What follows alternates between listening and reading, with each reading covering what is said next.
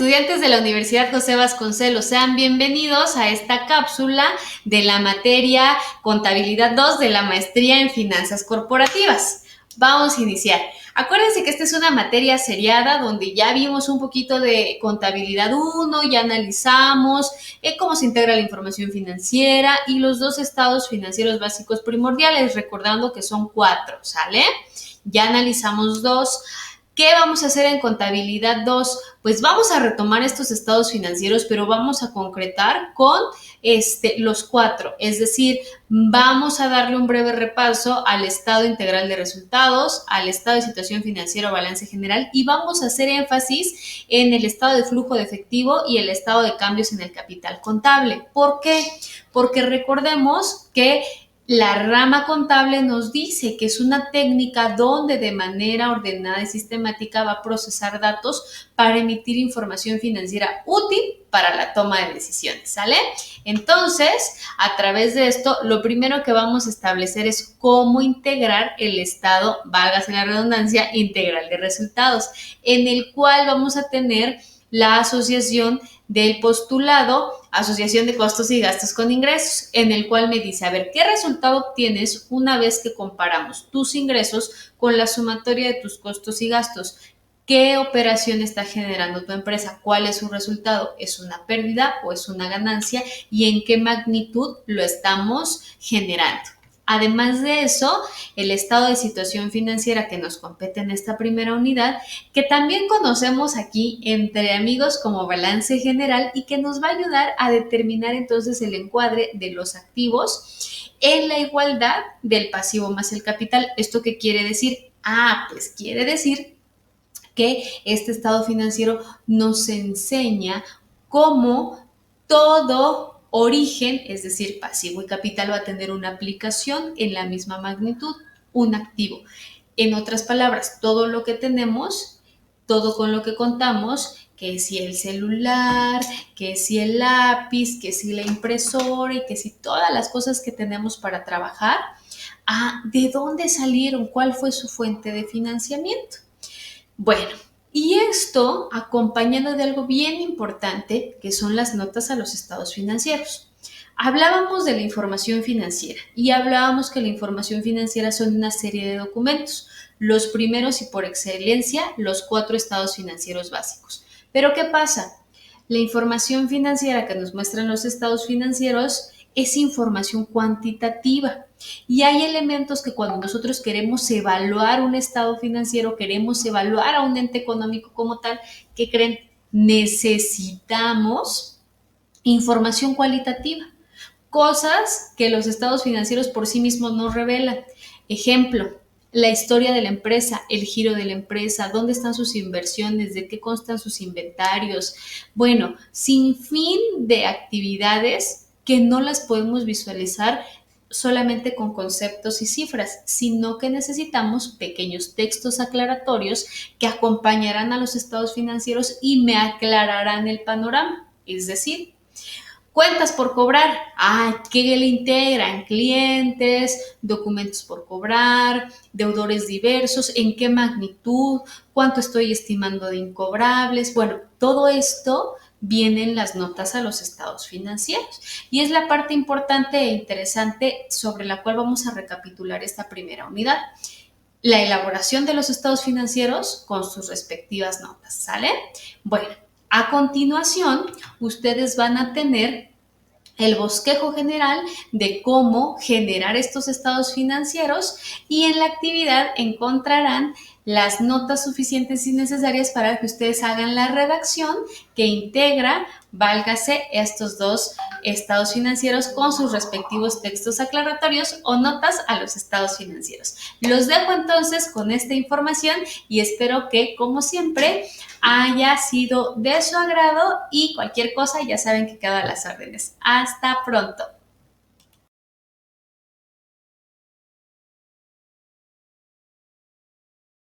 En este momento vamos a comenzar con la parte más interesante, los ejercicios. Recordemos que estamos viendo el tema de estado integral de resultados. ¿Sale? Bueno, les voy explicando. Aquí les voy a dar la estructura del estado integral de resultados. Como todo estado financiero, lo primero que tiene que llevar es un encabezado, en el cual en el primer renglón nos muestra el nombre de la empresa, en el segundo renglón nos muestra el nombre del estado financiero que estamos presentando y el tercero, en este caso, nos habla del periodo que comprende el estado financiero. Ejemplo, empresa Peñoles, Sociedad Anónima de Capital Variables, estado integral de resultados del 1 de enero al 31 de diciembre del 2019. Ahora bien, ustedes van a poder observar la estructura, les voy a ir comentando, ¿sale? De primera instancia, se supone que nuestra estructura tendría que estar de esta manera. Les voy a ocultar estos campos y ustedes van a verificar cuál es la estructura genérica que debe de tener nuestro estado financiero, ¿sale? Para que ustedes puedan analizarlo de la mejor manera posible. Y poco a poco les voy a ir mostrando a qué se refiere cada uno de los campos. Pero es muy importante que ustedes tengan en cuenta que en general el estado financiero es de este tamañito. Es más, le vamos a bajar aquí. Y su estado financiero es así de pequeñito y a una sola columna con las cantidades correspondientes. El estado financiero se integra de la siguiente manera.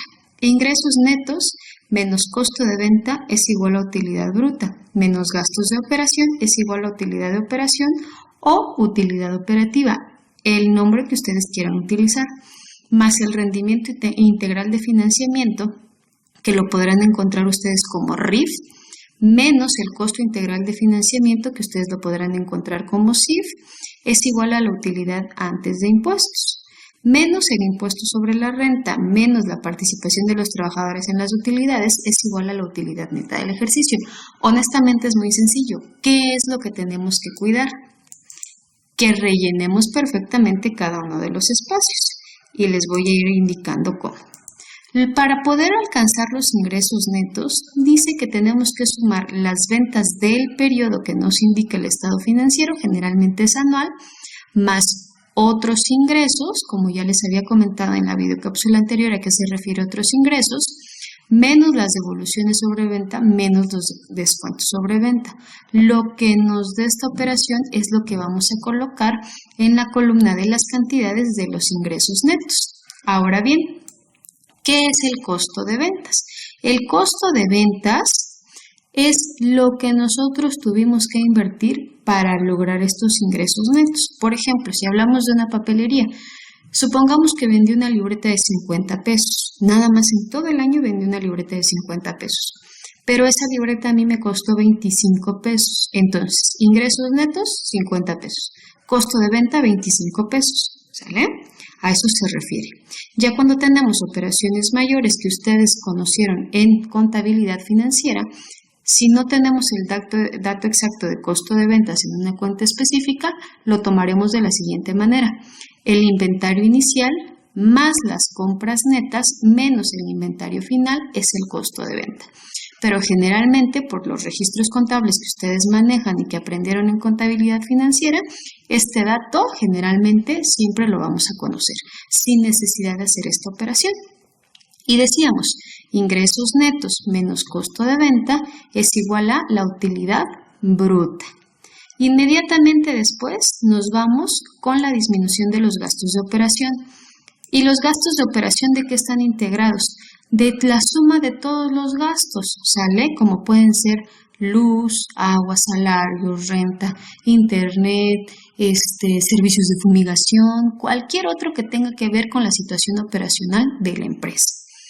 A mi utilidad bruta, si le disminuimos los gastos de operación, vamos a tener a la utilidad de operación o utilidad operativa.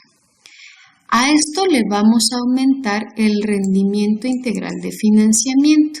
¿Y qué es el rendimiento integral de financiamiento?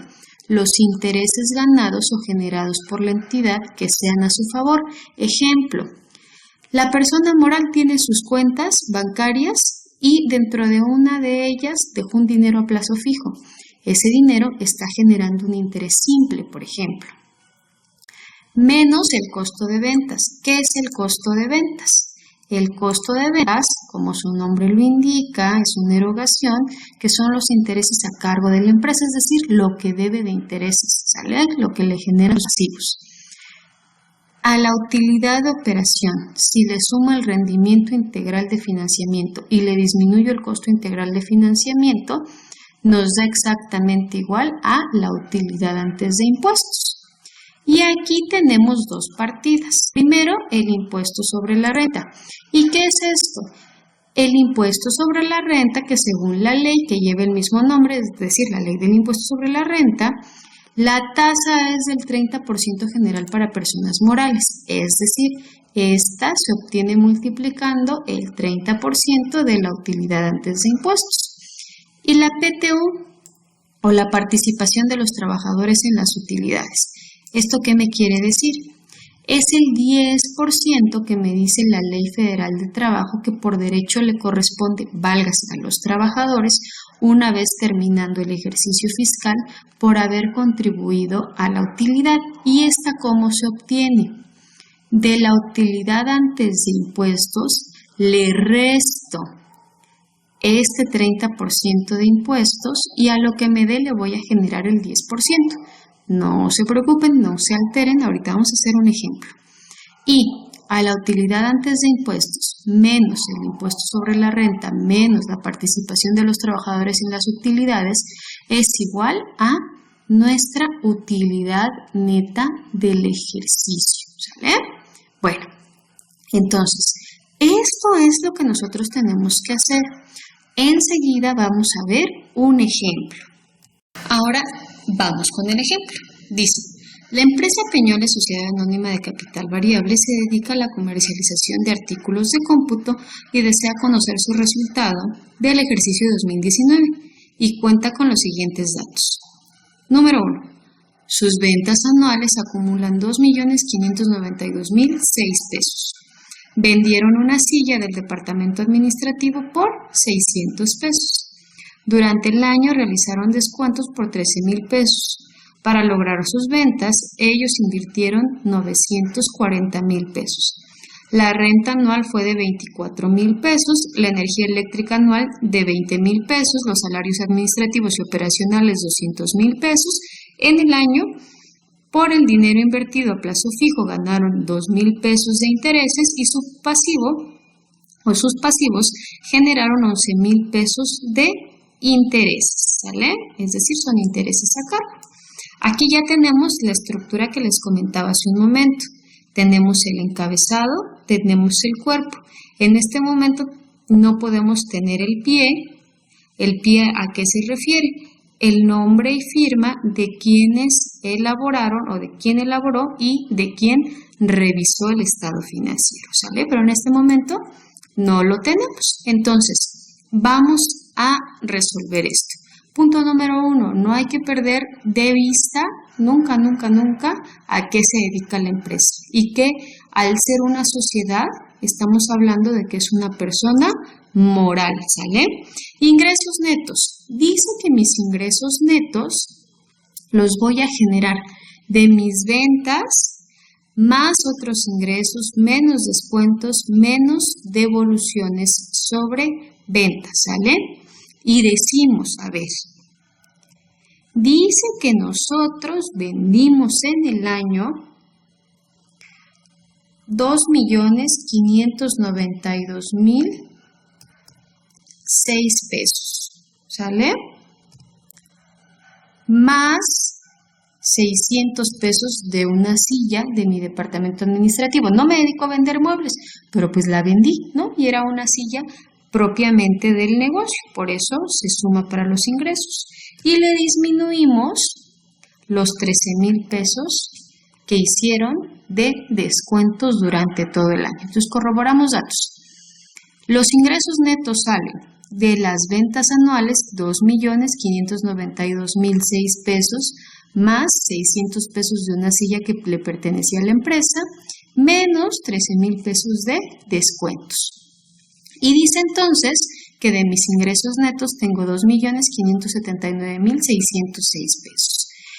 Costo de ventas, acuérdense, es lo que la empresa tuvo que invertir para poder generar estos ingresos, los que están delimitados por sus ventas. ¿Y cuánto tuvo que invertir? Nos dice el ejemplo, 940,000 pesos.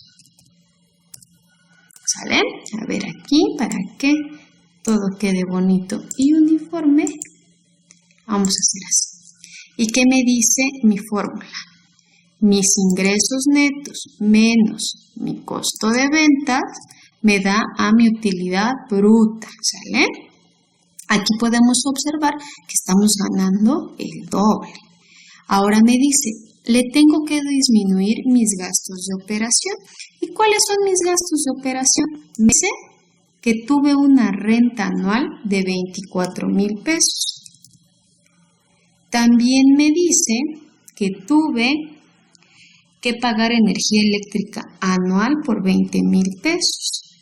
Y también tuve que pagar salarios por 200,000 pesos.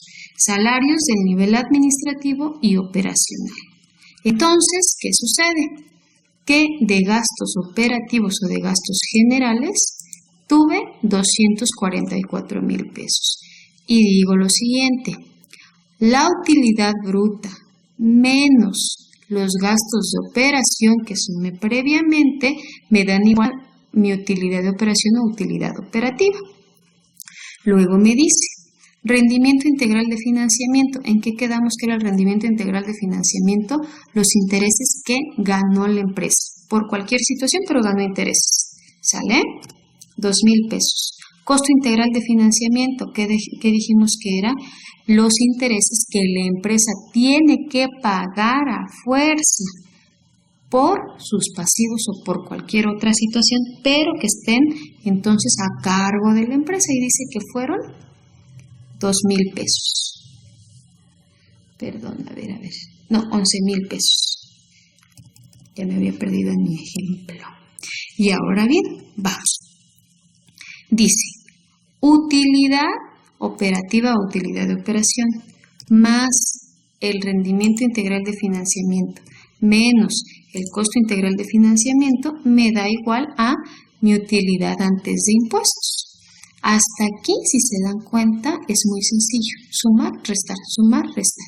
Y lo demás también es más sencillito, pero va a tener un pequeño toque. Luego, como decía, nuestra estructura. Hay que disminuirle el impuesto sobre la renta. ¿Y qué es el impuesto sobre la renta? Es el 30% que la empresa tiene que dar al Estado para poder sufragar el gasto público, ¿sale? Ya lo verán en niveles más avanzados a fondo. Pero el impuesto sobre la renta nos dice que es el 30% de la utilidad de la empresa, ¿sale? ¿Y cómo obtenemos ese 30%? Sencillo. Tomamos la utilidad antes de impuestos y la multiplicamos por el 30%. Acuérdense que en sentido decimal tendríamos que poner 0.30 o 0.3. Sale exactamente lo mismo. Y me dice que por haber generado 1,386,606 de utilidad, yo tengo que pagar un impuesto de 415,981,80. Hasta aquí creo que todo está como muy sencillo.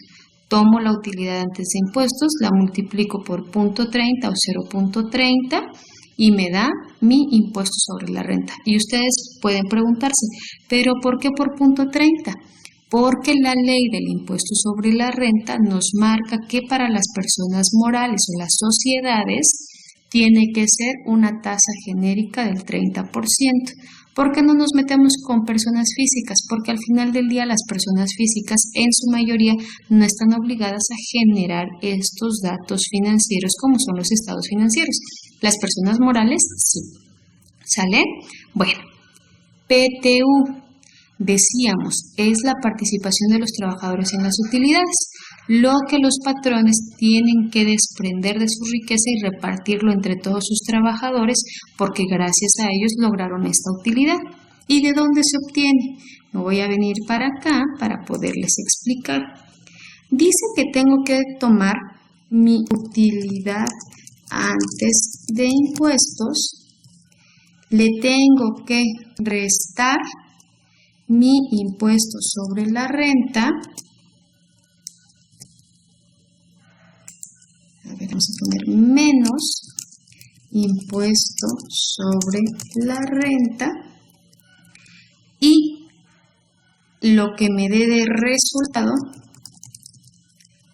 lo tengo que multiplicar por el 10% que marca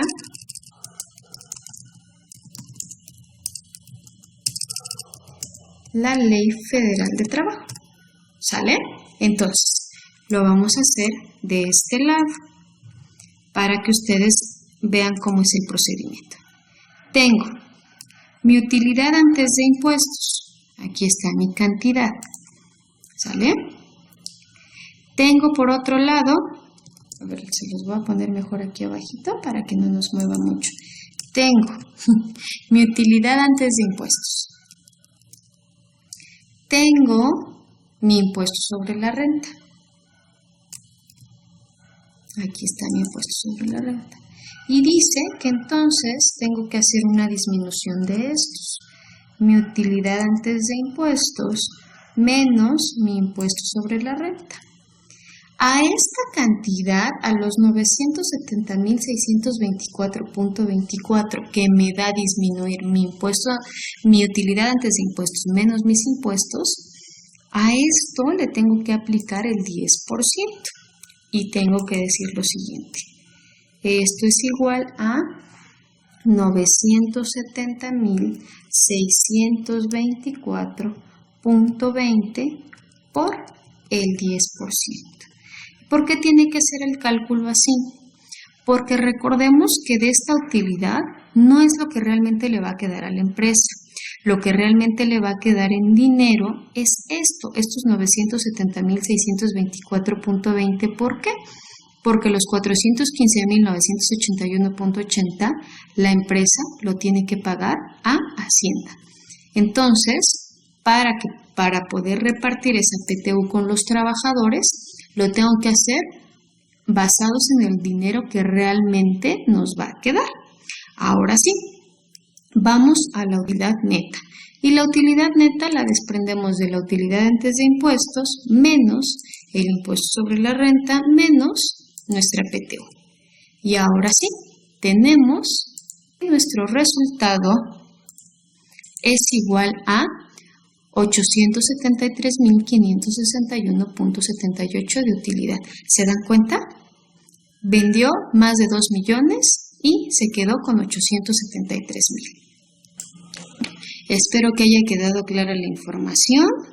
Les dejo la videocápsula para que la puedan analizar. De preferencia, por favor, se lo suplico, copien la estructura a su libretita, donde gusten, y resuelvan este ejercicio. Esto no forma parte de los ejercicios, sin embargo, es importante que vayan practicando.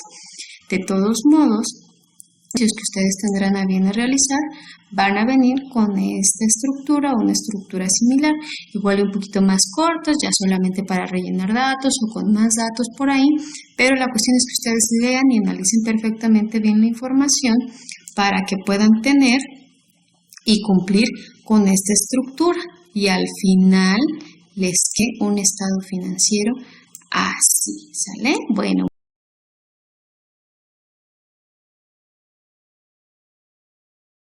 El estado de situación financiera o balance general. Como cualquier estado financiero, vamos a tener siempre estos elementos. Primero, el nombre de la empresa, de a quién va dirigido el estado financiero o de quién es el estado financiero. El nombre del estado financiero, que en este caso es estado de situación financiera, o bien lo pueden dejar como balance general.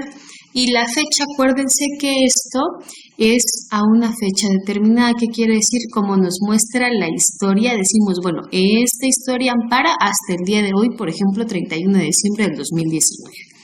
Bueno, acuérdense que habíamos comentado que en este estado financiero vamos a observar la parte económica y la parte financiera de la empresa y ahorita vamos a establecer las cuentas que tenemos que utilizar. Ustedes han estudiado en contabilidad financiera un sinnúmero de cuentas que generalmente se utilizan en una contabilidad analítica y que nos establece el autor Elías Lara Flores, ¿sale? Y las contabilidades pueden tener cuantas cuentas sean necesarias, aunque parezca trabalenguas. Entonces, resulta que las normas de información financiera dicen, bueno, como van a existir muchas cuentas, para que todo esto sea homogéneo, vamos a establecer rubros generalizadores para que todos los estados financieros salgan exactamente igual. Y es lo que vamos a tener acá en la estructura que les voy a mostrar. Lo primero que tenemos es la clasificación y comenzamos con el activo. Y el activo, la primera clasificación, acuérdense, es el activo circulante. Dentro de estas tenemos las cuentas generalizadoras y la primera es efectivo y equivalentes de efectivo. Estas se integran por estos elementos: caja, bancos e inversiones temporales. Caja, acuérdense, es el dinero que existe en efectivo dentro de la empresa. Bancos, todo lo que tenga en los bancos. E inversiones temporales a corto plazo son inversiones ajenas al giro de la empresa y que se establecen en un plazo no mayor a un año fiscal. Cuentas por cobrar, todas las que tengan esa naturaleza, como clientes, documentos por cobrar y deudores diversos. Asimismo, hay que establecer o restar la estimación de cuentas incobrables. Sabemos que si nosotros tenemos clientes, también sabemos que durante el año vamos a tener quienes no nos paguen y por eso tenemos la estimación de cuentas incobrables. El inventario, que si es una empresa productora tendrá materia prima, producción en proceso y artículos terminados, y si solamente comercializa únicamente tendrá artículos terminados. Otros activos circulantes: impuestos por recuperar, pagos anticipados. Por ejemplo, yo pago anticipadamente un pedido que le hice a mis proveedores, por ejemplo, a quien me surte, y le pagué por anticipado la mercancía o pagué 6 meses por anticipado de renta. Esto va en este apartado. Esto es el total del activo circulante. Luego nos vamos con el no circulante, como documentos y cuentas por pagar a largo plazo, y estas se establecen en inversiones permanentes y cuentas por cobrar a largo plazo. Inmediatamente después nos vamos con propiedad, planta y equipo. En esta se va a englobar todo lo que tenga que ver con edificios, terrenos, mobiliarios, equipo de oficina, equipo de transporte, equipo de reparto, todo lo que ustedes gusten y manden que tenga que ver con esta situación, menos las depreciaciones. ¿Esto qué quiere decir? Menos el desgaste, la obsolencia y demás, que año con año van sumando todos estos elementos. Ojo, a excepción de los terrenos no sufren un efecto de depreciación, al contrario, su valor aumenta.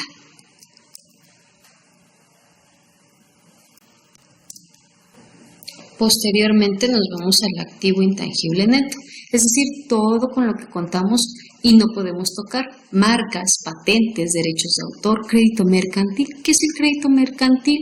Es el valor monetario que tiene la empresa como plusvalía por tener reconocimiento, prestigio, preferencia del público, la publicidad, la propaganda, instalaciones que, ejemplo, mejoren nuestra propiedad. Se me ocurre, nosotros somos dueños de un hotel y tenemos el terreno, por supuesto, el edificio, y hacemos instalaciones hidrosanitarias, ¿no?, para poder tener unos elementos especiales. Entonces eso va ahí.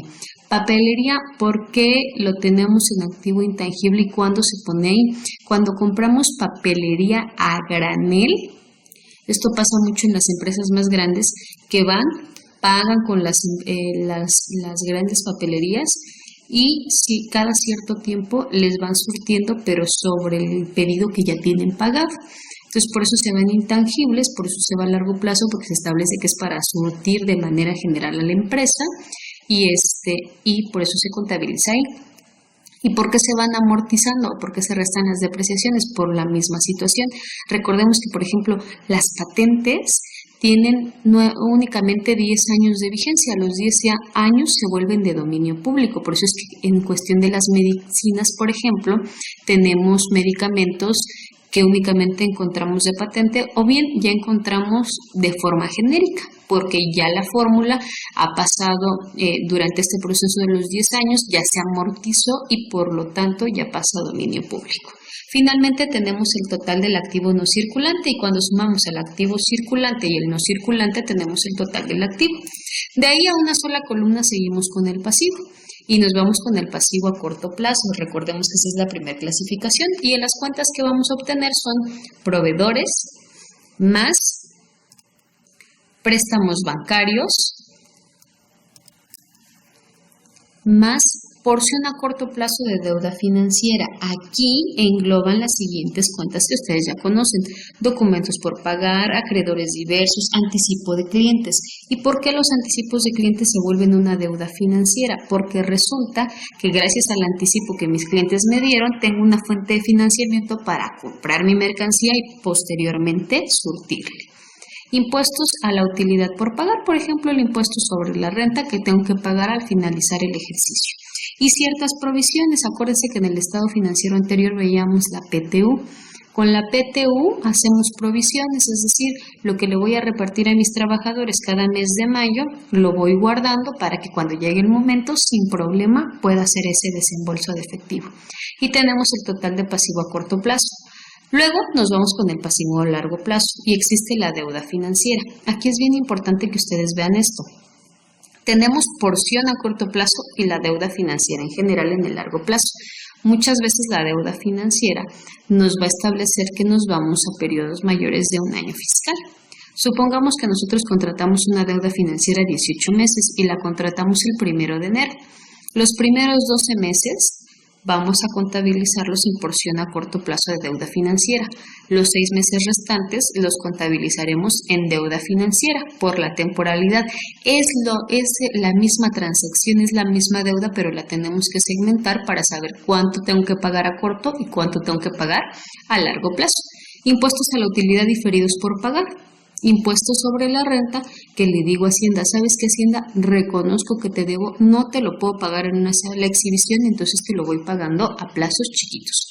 Provisiones a largo plazo, cualquier situación contingente que tenga que hacer provisiones y las dejo a largo plazo.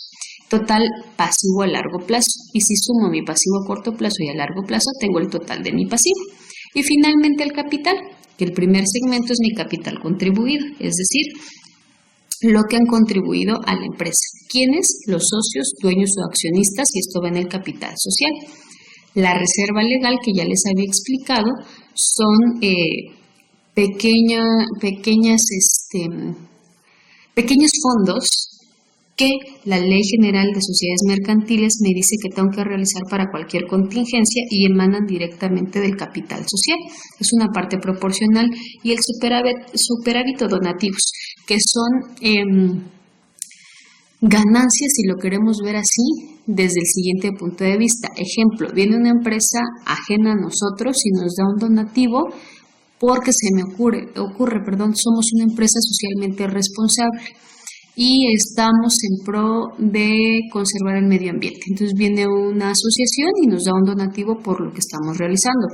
No quiero decir que me dedique a eso, puedo vender crayones, pero si dentro de mis crayones tengo un sentido ecológico, entonces puedo recibir donativos al respecto, o puedo beneficiarme con programas gubernamentales donde sean a fondo perdido. Entonces eso se contabiliza en esta parte, porque alguien más me lo está contribuyendo, pero al final de cuentas no le tengo que retribuir nada, no le tengo que pagar, vaya. Y finalmente el capital ganado. Esto se establece a partir de utilidades de ejercicios anteriores. Años atrás he generado utilidades y estas no se han repartido con los socios, o se han repartido y es el remanente que me queda. Por lo tanto, estas se van a capitalizar. ¿Esto qué quiere decir? Con esto voy a esperar el momento indicado para comprar nuevas cosas y hacer crecer a mi empresa. Y la utilidad del ejercicio, que acuérdense, resulta del estado financiero que conocemos como estado de resultados. Y finalmente, aquí esta es la parte importante y medular: total pasivo más capital. Recordemos que les decía que esto nos muestra la parte económica y financiera de la empresa. Entonces, la parte económica es el activo o total del activo.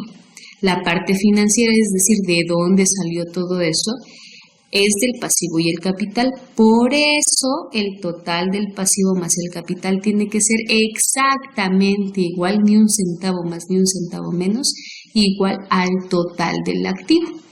Porque si yo tengo un peso en bancos, por lo menos debo de tener que ese peso me lo dieron mis socios o accionistas a través de capital social. ¿Sale? Bueno. Y entonces la estructura general que nos tiene que quedar es esta, solo con las cuentas generalizadoras. Ojo, vamos a ver que por ejercicio vamos a verificar qué cuentas sí vamos a tener y cuáles no.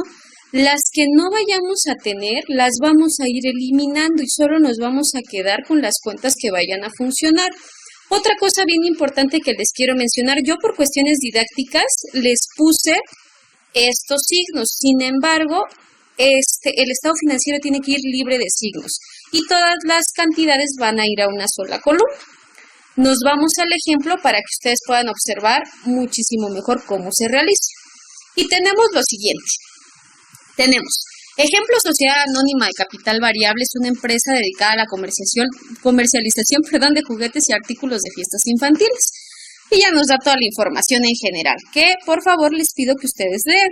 Entonces el encabezado tendría que ir: ejemplo, sociedad anónima de capital variable, y entonces ya nos da el nombre de la empresa, sabemos que es el estado de situación financiera, y tenemos nuestro saldo según el libro al 31 de diciembre del 2019. Esto es lo bonito de los estados financieros, que ustedes ya no tienen que hacer los cargos y abonos, que luego son medios torturantes. Aquí solamente los saldos que ya tuvieron después de toda esa tortura de cargos y abonos, los vamos a clasificar. Y nos vamos con la primer cuenta, efectivo y equivalentes de efectivo. Les digo, aquí por cuestiones didácticas todavía conservé los signos, pero les vamos a volar para que ya nos vayamos acostumbrando a esta situación de sin signos, ¿sale? Bueno, entonces tenemos esto, que es efectivo y equivalentes de efectivo. Y hacemos una autosuma, porque aquí ya tenemos caja, bancos, las cuentas que tengamos y las inversiones temporales. Pueden ser inversiones gubernamentales como los certificados de la Tesorería Nacional o bien en otras empresas distintas a las nuestras, por ejemplo el corporativo Alsea. Y cuentas por cobrar. Si ustedes observan acá, tenemos a la cuenta de clientes, no tenemos otra cuenta por cobrar, pero nos dice la estimación de cuentas no recuperables para este ejercicio fue del 1% del total de la cuenta. ¿Qué quiere decir? Que de estos 2,009,000 pesos le tengo que restar el 1% del total. ¿Y qué tengo que hacer? Tengo que poner signo igual, abro paréntesis y digo a clientes le tengo que disminuir ¿cuánto? El 1% de la misma cuenta. Entonces aquí mismo voy a saber cuánto es el 1%. ¿Y cómo lo puedo saber? Lo multiplico por 0.01, ¿se acuerdan? Estas son matemáticas básicas. Y entonces ya voy a establecer que mis cuentas por cobrar, ya tomando en cuenta que le estoy quitando la estimación de cuentas incobrables, me queda en esta cantidad. ¡Ojo! Esta operación únicamente la vamos a hacer cuando expresamente el ejercicio no los diga. Si ya nos da la cantidad de la estimación de cuentas incobrables o simplemente no nos las da, no hacemos absolutamente nada. Luego nos vamos con el inventario y el inventario lo tenemos por acá, solamente lo pasamos. Otros activos circulantes, ¿se acuerdan? Impuestos por recuperar y ya no tengo más y se terminó. Entonces nos vamos con el total del activo circulante. Y ya si quieren colocarlo en negrita, si lo quieren adornar más bonito y le quieren poner un borde, que ahí ya se cortó una operación, pues entonces lo ponemos así. Ya luego nos vamos con el no circulante. Propiedad, planta y equipo, acuérdense, terrenos, edificios, menos todas sus depreciaciones. Todo lo que en algún momento, si ustedes estudiaran contabilidad, por ejemplo en la preparatoria, lo conocían como el activo fijo. Y entonces aquí siempre procuro ya darle, y siempre en la contabilidad vienen ya las cantidades ordenadas, tampoco es que vengan tan rebuscadas, por eso también así procuro dárselas. Las depreciaciones siempre las van a encontrar en negativo porque restan al activo. Entonces, ¿qué hago? Le digo en este caso Excel que me haga una autosuma, ustedes lo pueden hacer en su libretita o donde guste, y como tiene los signos negativos automáticamente me lo va a borrar. Y listo. Hoy algo pasó por acá que no me lo hizo de manera correcta, pero no se preocupen, volvemos a establecer. Ya de todos modos me dice Excel, a ver, última oportunidad. Vamos, salve. Vamos seleccionando, creo que eso fue mi error, discúlpenme. Y bueno, ahora nos vamos con los activos intangibles, cosas que no puedo tocar. La marca, mi crédito mercantil, si se dan cuenta los demás, ya lo tenemos. Y mi acta constitutiva, para que nosotros como personas físicas seamos ciudadanos y reconozcamos nuestros derechos ante la nación, necesitamos un acta de nacimiento. Las empresas morales necesitan un acta constitutiva que haga reconocer entre las leyes mexicanas que existe una nueva persona moral, pero al final persona sujeta a derechos y obligaciones. Por lo tanto, lo ponemos como activo intangible. Sin esta no existimos. Por lo tanto, sin esta no podemos trabajar. Por eso es parte de nuestro activo, pero va dentro de los activos intangibles. Y ahora sí, voy a sumar mi activo no circulante. Insisto, si quieren, le ponemos su rayita, lo dejamos en negrito. Y vamos a sumar nuestro activo total. Aquí está el activo circulante más el no circulante. Lo ponemos en negritas, bien bonito, y le ponemos un doble borde para verificar que efectivamente esta es la cantidad que nos interesa al momento de establecer nuestras sumas iguales. Nos vamos con proveedores. Como ya terminamos el activo, sabemos que inmediatamente vienen los proveedores. Luego, préstamos bancarios. ¿Qué sucede? Tengo a quienes, acreedores bancarios. Ojo, aquí ponemos a los acreedores bancarios porque expresamente me está diciendo que tiene que ver con los bancos y que son a corto plazo. Porción a corto plazo de deuda financiera. Recordemos que eran los acreedores en general, los documentos por pagar a corto plazo y el anticipo de nuestros clientes, pero en este caso solo tenemos documentos por pagar a corto plazo y listo. Impuestos a la utilidad por pagar, si se dieron cuenta, aquí está el impuesto sobre la renta. Provisiones no tenemos, entonces las quitamos, era lo que les decía, no existe, únicamente los que en este caso, más que quitarlo, no tendría por qué existir. ¿Sale? Entonces hacemos esto. Y tenemos nuestro total de pasivo a corto plazo. Hacemos una autosuma. Seguimos con el mismo patrón de hace rato, negritas, y con nuestra rayita para que se vea que ahí acabamos una suma y nos vamos con el pasivo a largo plazo. Y entonces vamos con la deuda financiera. ¿Qué tenemos en deuda financiera? Si se dieron cuenta, tenemos acreedores bancarios a largo plazo y también tenemos créditos hipotecarios. ¿Por qué se va deuda financiera? Porque finalmente es un financiamiento. Impuestos no tenemos, tampoco provisiones. Yo los conservé por el ejemplo, sin embargo ustedes simplemente no lo ponen. Y si se dan cuenta, solamente tenemos una cantidad. Así que pasamos exactamente la misma. Y nos vamos con el capital. Capital social. Tenemos aquí nuestro capital social. Reserva legal. Tenemos aquí nuestra reserva legal. Le voy a bajar más para que la observen perfectamente bien. Superávit no tenemos. No hemos tenido la fortuna de tener superávit, no importa. Lo eliminamos. Luego tenemos utilidad de ejercicios anteriores. Utilidad del ejercicio. Y viene el momento de la verdad. Esto me tiene que dar exactamente igual que el activo. Y recordemos, el activo son 20.527.262 pesos con 80 centavos. Capital. Acuérdense que tenemos que sumar total pasivo más capital. ¿Sale? Pasivo a corto plazo. Pasivo a largo plazo. Y todas mis cuentas de capital, que en este caso o en este ejemplo son 4. Chacachachan, chan, chan. ¿Y qué creen? Para que no les digan, que no les cuenten, vamos a hacer una resta. Obviamente nos tiene que dar 0, ¿sale? Esto es solo para comprobar, esto no se tiene que hacer. ¿Qué creen? Me da 0, porque acuérdense, voy a tratar de que se vea. y ustedes puedan apreciar que efectivamente no les estoy mintiendo. 20.527.262.80. 20.527.262.80. No me varía absolutamente ni medio centavo. Esto quiere decir que el balance general nos ha cuadrado. Esto quiere decir que el balance general está bien hecho. Si este balance general no nos cuadra, quiere decir que no está bien hecho. Quiere decir que lo tenemos que volver a hacer. Si se da cuenta, en el estado de resultados no había forma de medirlo. Simplemente lo realizábamos.